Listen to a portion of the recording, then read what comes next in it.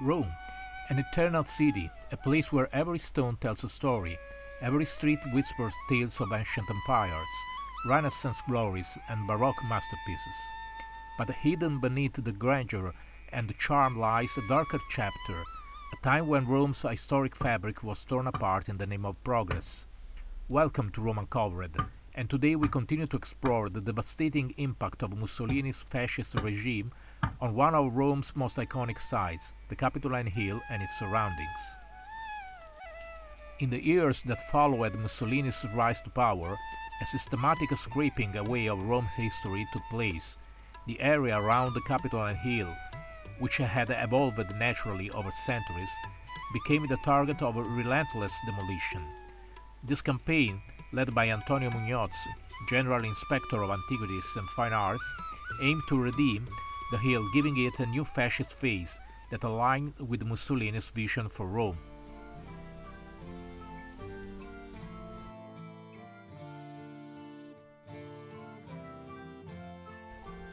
Muñoz said, "Only a melancholic professional critic could mourn the loss of these little churches, these medieval neighborhoods clinging the slopes of the hill.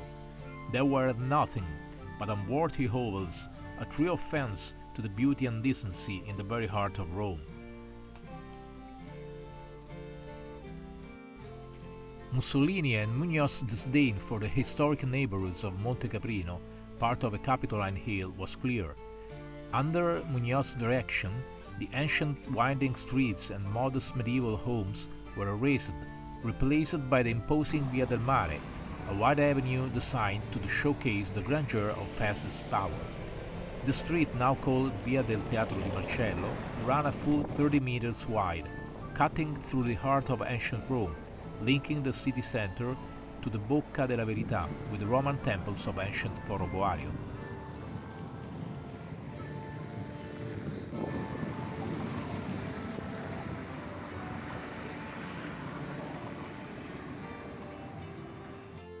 Which I have talked about extensively in two previous videos on my channel.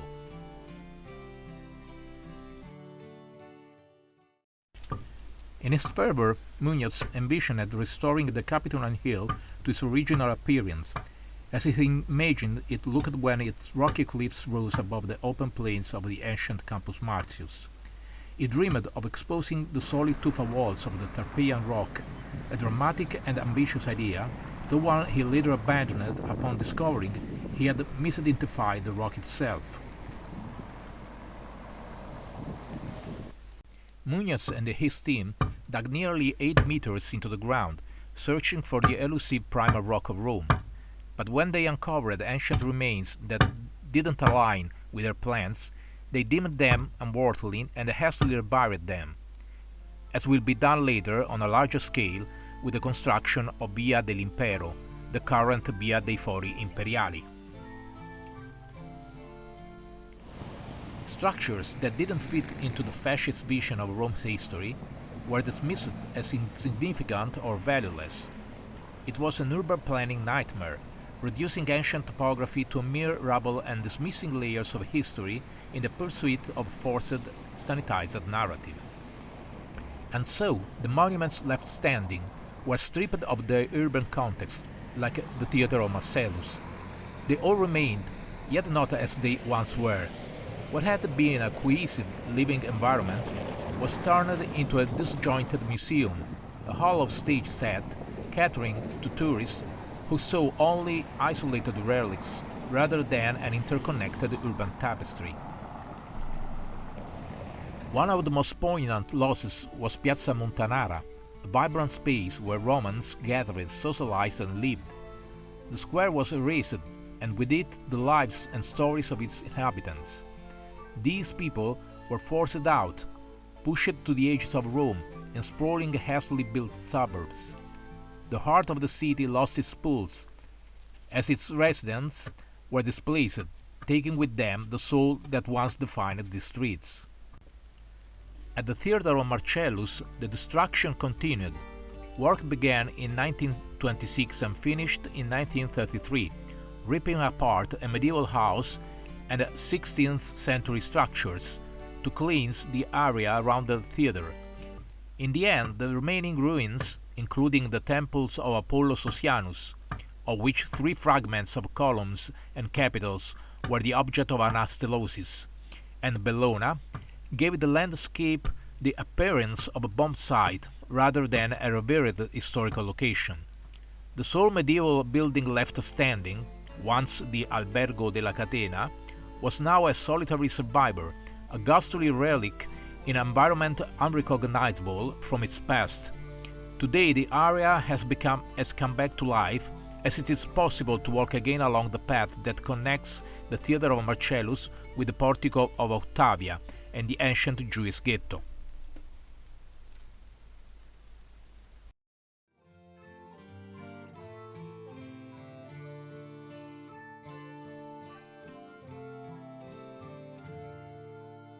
To unveil the ruins of the Forum Holitorium, Muñoz's team isolated San Nicola in Carcere, a church built within the cella of one of the 3 Republican Roman temples. The church narrowly escaped demolition itself, but the buildings surrounding it were not so lucky. What remained was a ghostly, poorly restored medieval house, awkwardly placed across from the new wide avenue, severed from its historical context and community.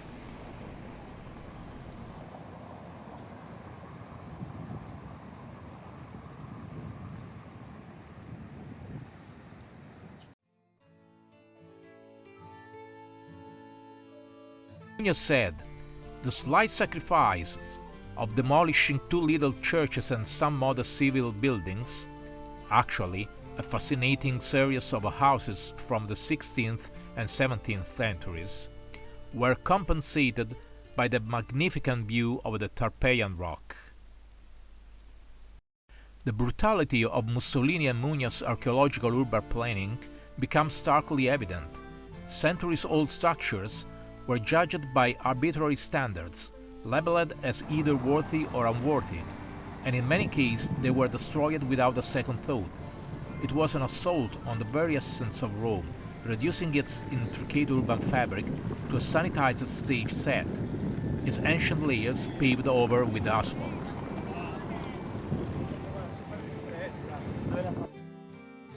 Let us now analytically examine all the demolitions carried out. We used the 1748 Nolli map in the interactive version by Stanford University. Until the demolitions of 1926-30, the neighborhood had remained unchanged in its structure, allowing us to understand clearly what was irreparably destroyed in just 4 years. Highlighted in red, all the area demolished around the Capitoline Hill,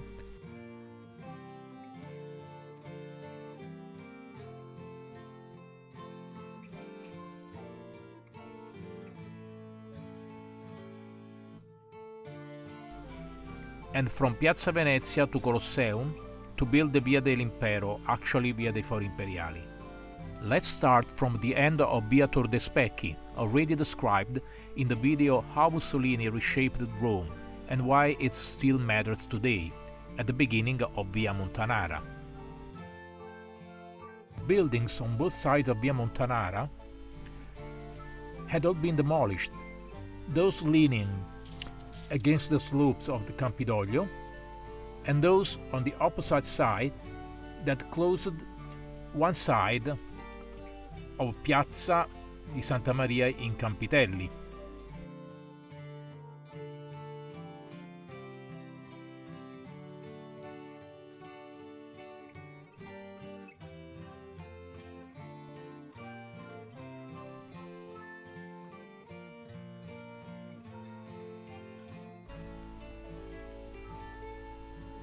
And occupied the area of the archaeological excavation.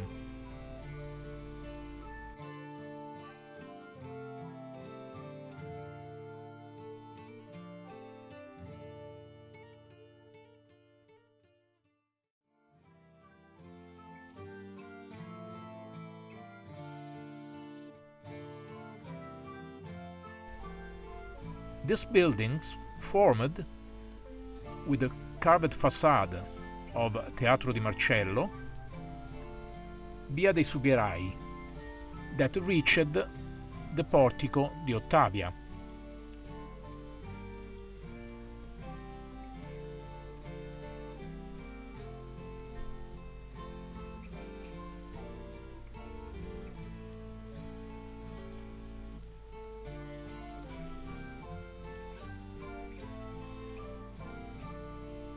Only the building of medieval origin, named Albergo della Catena,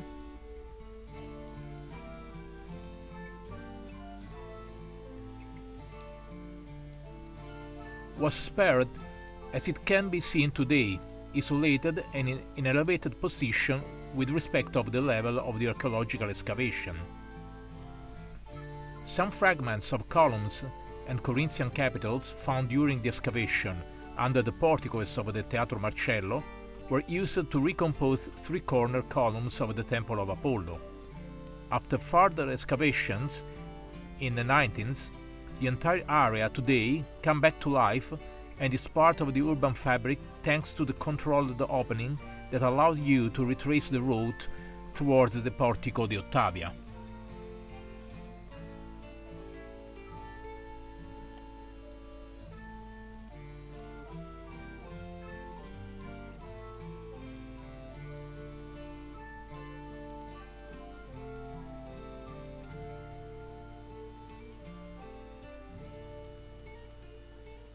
Let's go back to the end of Via Tor dei Specchi and the beginning of Via Monterone, where the short side of the Piazza Campitelli, already demolished, was fortunately rebuilt by the architect Giovannoni, who relocated the church of Santa Rita, dismantled from its original position at the foot of the Campidoglio steps. See the video where I talk extensively about this demolition.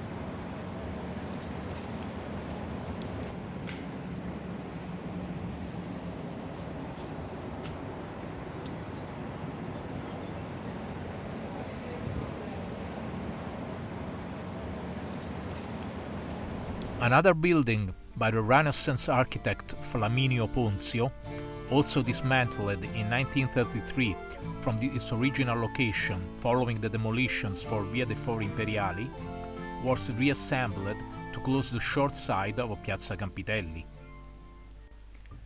The theatre of Marcellus was scraped of its medieval additions and isolated.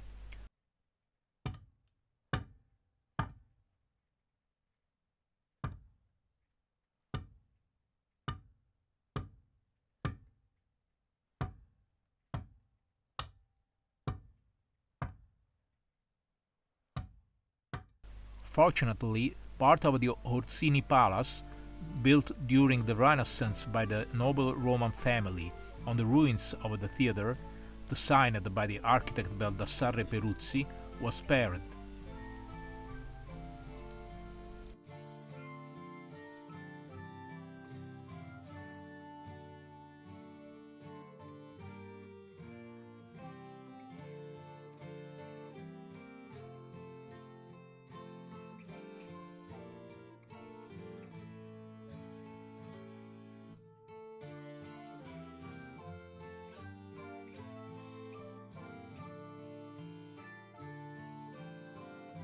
Interesting detail in this early 19th photo. On the right you can see the large sign written in French for foreigner visitors. At the time French was the international language, and in Italian.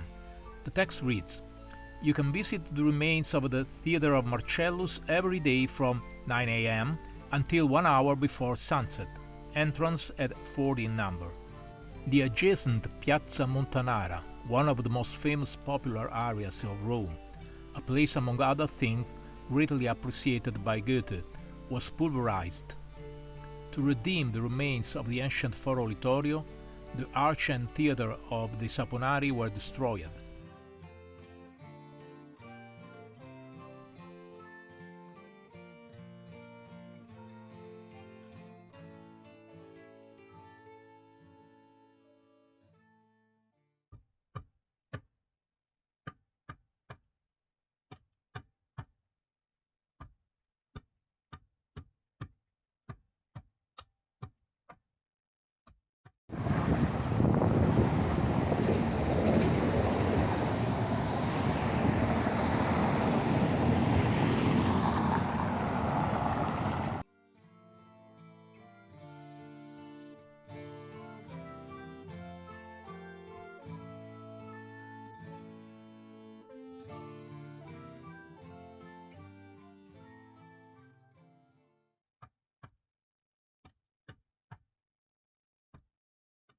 Observe some details of the square and its life in this vintage photo.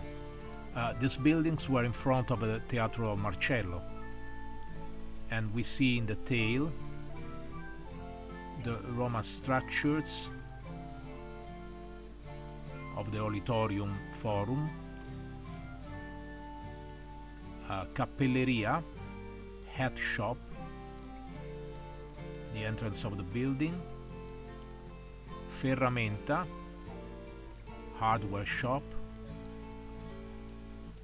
a typical Roman trattoria to eat food, probably a clothes and shoes shop, and drogheria, grocery store. Here we see another pillar of the rest of the Porticus Triumphalis of the Holitorium Forum. In this 1928 photo, we see the same buildings ready to be demolished. In particular, we see two signs of the shops from the previous photo, informing they are relocated elsewhere. For example, la Cappelleria Troncarelli, the hat shop Troncarelli, transfer in Via dei Giubbonari, and the Armando Mariti company, la ditta di Armando Mariti, will be transferred in Via Cavour. Nothing remain of this square and their buildings except this medieval tower, Torre dei Pierleoni, that now stands isolated along Via del Teatro Marcello. What remained was a ghostly, poorly restored medieval house, wardily placed across from the new wide avenue, severed from its historical context and community.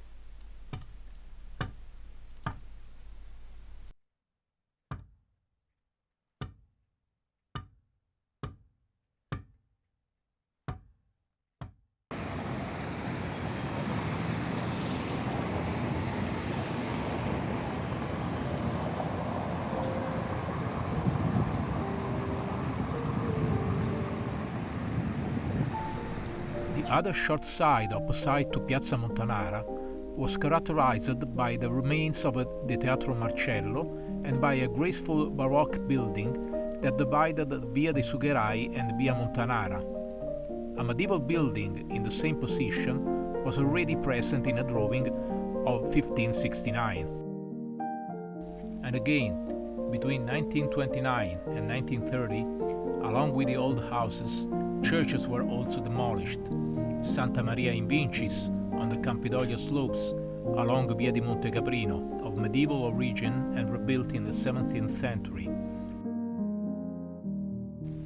But we will talk about this and other demolitions that complete the fleeing of the Capitoline Hill in the next video.